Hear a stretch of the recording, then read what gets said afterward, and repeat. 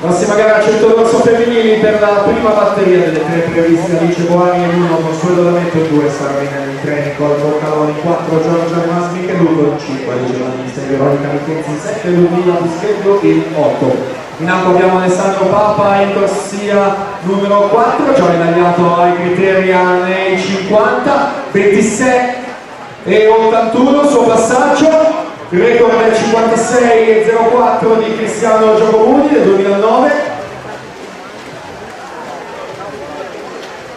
Ancora Alessandro Papa che vuole miglior corsia e proverà addirittura questa mattina forse ad ottenere questo record. 56,04, tempo da battere, siamo alle ultime bracciate.